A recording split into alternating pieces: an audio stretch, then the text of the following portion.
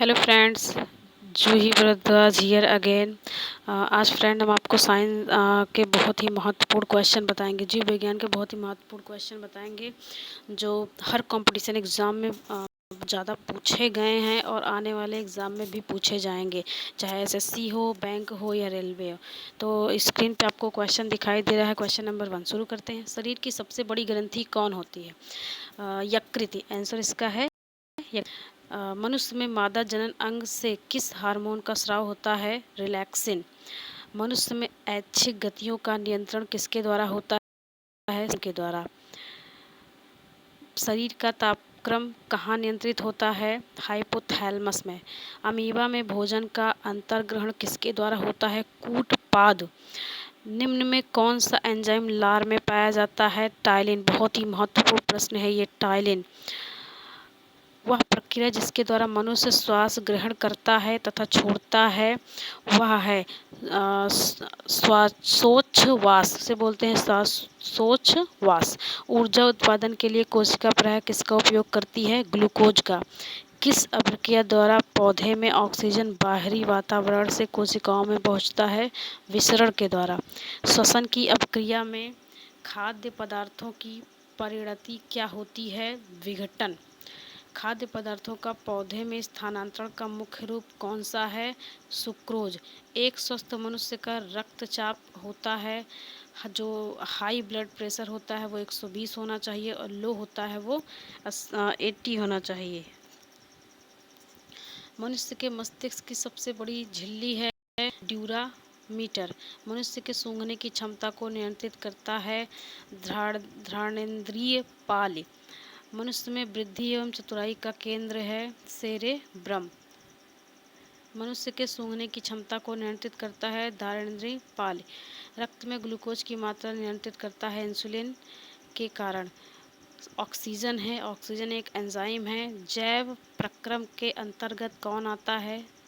पोषण, उत्सर्जन, श्वसन, ये सभी जैव प्रक्रम है। गोबर छत्ता किसके अंतर्गत आता है? मृत जीवी के अंतर्गत आता है। वायुमंडल में सामान्यतः CO2 पाया जाता है 0.03%। देखिए ये अन्य गैसों में दिखा दिया जाता है, इसका परसेंटेज कभी बताया नहीं जाता है। सो फ्रेंड्स 0.03% हमारा CO2 होता है, 21% ऑक्सीजन होती है, 78% नाइट्रोजन गैस होती है और जो बचती है वो अन्य गैस अदर गैसेस होती हैं। छाया में पनपने वाले पौधों को क्या कहते हैं? सियोकाइटस। मनुष्य में मुख्य श्वसन अंग क्या है? फेफड़ा। निम्न में कौन सी बीमारी श्वसन तंत्र से संबंधित है? B and C. बी है टीबी और सी है निमोनिया। उच्च रक्तचाप की अवस्था को क्या कहते हैं? हाइपरटेंशन। मछलियों में उत्सर्जी पदार्थ क्या है? अमोनिया। पौधे में आवश्यकता से अधिक जल किस प्रक्रिया द्वारा बाहर निकाले जाते हैं? वाष्पोत्सर्जन। निम्न में से किसे प्रकाश संश्लेषी अंगक कहते हैं? पत्ती को। पौधे में गैसों के आदान प्रदान के लिए रहते हैं रंध्र। इसे फ्रेंड्स इंग्लिश में स्टोमेटा बोलते हैं। फेफड़ा का आकार होता है शंक्वाकार। भोजन का पाचन किस प्रकार की अभिक्रिया है? उपचयन अभिक्रिया है। हार्मोन शब्द का नामकरण किसने किया था? बेलिस एवं स्टारलिंग ने। पृथक्करण का नियम किसने दिया था? मेंडल ने। जीव विज्ञान शब्द का प्रयोग सर्वप्रथम किसने किया? लैमार्क तथा ट्रेवीरेनस ने। जीव विज्ञान के जनक के नाम से जाना जाता है अरस्तु को। वनस्पति विज्ञान के जनक के नाम से जाना जाता है थियोफ्रास्टस। फ्रेंड्स जो ये जनक है इसमें से एक क्वेश्चन हर बार एग्जाम में जरूर पूछे जाते हैं। सो फ्रेंड्स इसे आप कई बार रिवाइज कर लें जरूर। बॉटनी शब्द की उत्पत्ति किस भाषा के शब्द से हुई है? ग्रीक भाषा के शब्द से। फाइकोलॉजी में किसका अध्ययन किया जाता है? शैवाल। पर्यावरण का अध्ययन जीव विज्ञान की किस शाखा के अंतर्गत किया जाता है? पारिस्थितिकी। डेंड्रोलॉजी का संबंध है झाड़ियों के अध्ययन से। पुष्पों का अध्ययन कहलाता है एंथोलॉजी। वनस्पति संवर्धन से संबंधित विज्ञान की शाखा को कहते हैं हॉर्टिकल्चर। स्पर्मोलॉजी में किसका अध्ययन किया जाता है? बीज का। एस्ट्रोलॉजी में किसका अध्ययन किया जाता है? घासों का। पीडोलॉजी में किसका अध्ययन किया जाता है? भूमि का। पौधों को नाम देने वाले विज्ञान कहलाते हैं वर्गीकी। निम्नलिखित में से किसे वर्गीकी का पितामह कहा जाता है? लीनियस को। सूक्ष्म जीव मिलते हैं रेतली मिट्टी में, लवण युक्त पानी में, दलदल भूमि में, इन सभी में मिलते हैं। विषाणु वृद्धि करता है जीवित कोशिका में। साबूदाना किससे बनाया जाता है? साइकस से। फलों का अध्ययन कहलाता है पोमोलॉजी। द्विनाम पद्धति के प्रतिपालक हैं लीनियस। द्विनाम का मतलब जैसे आपने सुना होगा कि इसका रासायनिक नाम क्या है, इसका वैज्ञानिक नाम क्या है। जैसे मेढक का वैज्ञानिक नाम होता है रेनाट ग्रीना, इसको द्विनाम पद्धति बोलते हैं। तो जीवाणु की खोज प्रथम किसने की थी? ल्यूवेनहॉक ने। जिन पौधों पर बीज बनते हैं किंतु पुष्प नहीं लगते हैं क्या कहलाते हैं? अनावृत बीजी। जीवाणुओं की साधारण आकृति क्या होती है? छड़ रूपी। जो जीवाणु आकार में सबसे छोटे होते हैं गोलाणु कहलाते हैं। निम्नलिखित में से कौन सा रोग बैक्टीरिया से होता है? तपेदिक। मानव की आंत में पाया जाने वाला जीवाणु है एसररीसिया कोलाई। एंटीबायोटिक्स अधिकांशतः पाए जाते हैं जीवाणुओं में। निम्न में से सबसे छोटा जीव है माइकोप्लाज्मा। निम्नलिखित में से कौन सा रोग जीवाणु के कारण होता है? हैजा। निम्नलिखित में से किसके द्वारा दूध खट्टा होता है? बैक्टीरिया के द्वारा। निम्नलिखित में से कौन सा रोग जीवाणु संक्रमण के कारण होता है? कुष्ठ। सर्वप्रथम विषाणु की खोज किसने की? इवानोवस्की ने। चेचक के लिए टीके का विकास किया था एडवर्ड जेनर ने। दूध के दही के रूप में जमने का कारण है लैक्टोबैसिलस। निम्न में से कौन स्वपोषी होता है? शैवाल। टिक्का रोग किसमें होता है? मूंगफली में। एचआईवी द्वारा होने वाला रोग है आतशक, मतलब आत आपके जो फेफड़े हैं उसी को इन्फेक्ट करता है। निम्नलिखित में से कौन सा रोग विषाणु के कारण होता है? चेचक। किस शैवाल से आयोडीन प्राप्त होती है? लैमिनेरिया। हाइड्रोफोबिया रोग उत्पन्न होता है विषाणु से। निम्नलिखित में से किसमें एंजाइम्स नहीं होते हैं? विषाणु में। कुत्ते के काटने से जिस विषाणु के द्वारा घात रोग उत्पन्न होता है कहलाता है हाइड्रोफोबिया। सार्स क्या है? विषाणु जनित रोग है। खसरा निम्नलिखित संक्रमण के कारण होता है? विषाणु के कारण। आलू में मजाक रोग का कारक तत्व है विषाणु। जंतुओं में होने वाली फुट एंड माउथ रोग किसके कारण उत्पन्न होती है? विषाणु के कारण। शैवालों की कोशिका भित्ति किसकी बनी होती है? सेल्यूलोज के कारण। किल्प प्राप्त होता है समुद्री शैवालों से। लाल सागर का लाल रंग किसकी उपस्थिति के कारण होता है? शैवाल के कारण। अगर किससे प्राप्त होता है? शैवाल। ये एक मटेरियल का नाम है, प्रोडक्ट नाम है, ये शैवाल से प्राप्त होता है।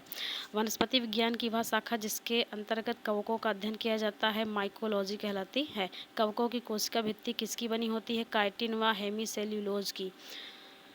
कवकों की कोशिका भित्ति किसकी बनी होती है? काइटिक व हेमीसेल्यूलोज की। सभी कवक सदैव होते हैं विविध पोषी। वृक्षों की छालों पर उगने वाले कवक कहलाते हैं कोर्टिकोलस।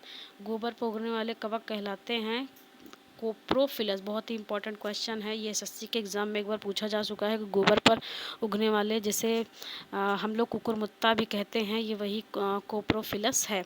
निम्न में से किसमें क्लोरोफिल नहीं होती है? कवक में। खाली चट्टानों पर उगने वाले लाइकेन को क्या कहा जाता है? सेक्सिकोल्स।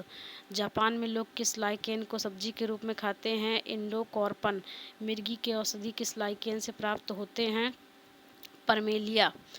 बीजों की प्रकृति किसमें उत्पन्न होती है? टेरिडोफाइट। एंजोला एक जलीय फर्न है। निम्नलिखित में से किस जैव उर्वरक के रूप में प्रयोग किया किसे जैव उर्वरक के रूप में प्रयोग किया जाता है? एजोला। सबसे अधिक क्रोमोसोम किसमें पाए जाते हैं? टेरिडोफाइट्स में। किस वर्ग के पौधे में बीज बनते हैं परंतु बीज नग्न रूप में पौधे पर लगे रहते हैं? जिम्नोस्पर्म। किस वर्ग के पौधे में बीज परंतु जीव नग्न रूप में पौधे पर लगे रहते हैं? जिम्नोस्पर्म। बहुत ही महत्वपूर्ण क्वेश्चन है, इस बारे में आई थिंक 99% लोगों को नहीं पता होगा। सिल्वीकल्चर वनस्पति विज्ञान की वह शाखा है जिसमें वर्णन होता है शैवालों के संवर्धन का। प्रोटीन जो कोशिका के भीतर उपयोग की जाती है किसके द्वारा संश्लेषित होती है? मुक्त राइबोसोम द्वारा। निम्न में बैक्टीरिया से फैलने वाला रोग है चेचक। मूलांकुर के अतिरिक्त पौधे के किसी भी भाग से विकसित होने वाली जड़ें कहलाती हैं अपस्थानिक मूल। मूलांकुर से विकसित होने वाली जड़ें कहलाती हैं मूसला जड़ें। श्वसन मूल मिलती हैं जूसिया में। निम्नलिखित में से कौन सा एक जड़ नहीं है? आलू, क्योंकि शकरकंद, मूली, गाजर ये सभी जड़ हैं। आलू क्या है? जड़ नहीं, आलू तना है। अब स्तंभ मूल पाई जाती है गन्ने में। जड़ें विकसित होती हैं मूलांकुर से। गाजर एक जड़ है। बरगद के पेड़ के तने से लटकने वाली मोटी जड़ें कहलाती हैं स्तंभ मूल। बहुत इंपॉर्टेंट क्वेश्चन है फ्रेंड्स। स्तंभ मूल। पेड़ में निम्नलिखित में से कौन सा हमेशा रहता है? जड़। पेड़ में निम्नलिखित में कौन सा हमेशा रहता है? जड़ों के। आलू का खाने योग्य भाग होता है तना। नागफनी में प्रकाश संश्लेषी कार्य होता है पर्ण का स्तंभ द्वारा। निम्नलिखित में से कौन एक तना है? आलू। आलू भूमिगत रूपांतरित तना होता है जिसे कहा जाता है कंद। फ्रेंड्स, ये हमारे 111 बहुत ही इंपॉर्टेंट क्वेश्चन थे। अगर आपको इसी तरह के क्वेश्चन और भी चाहिए तो हमें कमेंट सेक्शन में ज़रूर बताएं। हमारे पास इस तरह के बहुत ही महत्वपूर्ण 1500 क्वेश्चन हैं साइंस के, जिसमें से हमने ये 100 क्वेश्चंस आपके लिए सिलेक्ट किए हैं जो एसएससी के एग्ज़ाम में बहुत ज़्यादा पूछे जाते हैं, रेलवे के एग्ज़ाम में बहुत पूछे जाते हैं। साइंस के क्वेश्चन 30 क्वेश्चन होते हैं, इसमें से सारे क्वेश्चन रेलवे के एग्ज़ाम में, एसएससी के एग्ज़ाम में पूछे गए हैं और इसमें से कुछ ऐसे क्वेश्चन भी हैं जो आने वाले एग्ज़ाम में पूछे जा सकते हैं। हम उस क्वेश्चन को छोड़ देते हैं जो हमें पढ़ने में अटपटा लगता है या थोड़ा बड़ा लगता है और यही क्वेश्चन हमें एग्ज़ाम में दिखाई देते। सो फ्रेंड्स, आप इस तरह के क्वेश्चन को इग्नोर ना करें, उसे समझें और उसके डिटेल को आप गूगल पे सर्च करके पूरी बातों को जानें। So friends, have a nice day, good day.